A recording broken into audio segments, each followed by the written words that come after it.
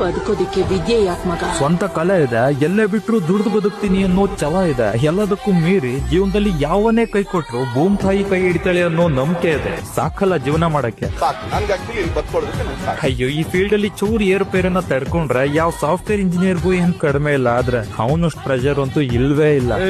ಮೊದಲು ಫೀಲ್ಡ್ ನ ಕರೆಕ್ಟ್ ಆಗಿ ತಿಳ್ಕೊ. ಅಕಸ್ಮಾತ್ ದೇವ್ರು ಒಂದ್ ಚಾನ್ಸ್ ಕೊಟ್ರೆ 1000 ಜನ 100 ಜನ್ಮ ಎತ್ ಬಂದ್ರು ನನ್ ಮಾತ್ರ ಮುಂದಿನ ಜನ್ಮ ಅಲ್ಲ, 7 ಜನ್ಮದಲ್ಲೂ ರೈತ ಮಗನಾಗೆ ಹುಟ್ಲಿ ಅಂತ ಬೇಡ್ಕೊಂತೀನಿ. ಯಾಕಂದ್ರ ಸುಖದಿಂದ ಬೆಳೆದ್ರೆ ಅಷ್ಟೇ ಅಲ್ಲ, ಕಷ್ಟದಿಂದ ಬೆಳೆದ್ರೇನೆ ಜೀವನ ಎಲ್ಲಾ ಪಾಠನೂ ಕಲ್ಸೋದು. ಏನಂತೀರಾ? ಫಾಲೋ ಮಾಡಿ ನಾನು ಆಬ್ವಿಯಸ್ ಕನ್ನಡಿಗ.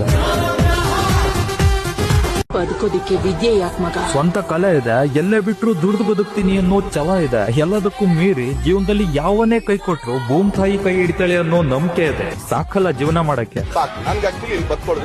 ಅಯ್ಯೋ, ಈ ಫೀಲ್ಡ್ ಅಲ್ಲಿ ಚೂರು ಏರುಪೇರನ್ನ ತಡ್ಕೊಂಡ್ರೆ ಯಾವ ಸಾಫ್ಟ್ವೇರ್ ಇಂಜಿನಿಯರ್ಗೂ ಏನ್ ಕಡಿಮೆ ಇಲ್ಲ, ಆದ್ರೆ ಅವನಷ್ಟು ಪ್ರೆಷರ್ ಅಂತೂ ಇಲ್ವೇ ಇಲ್ಲ.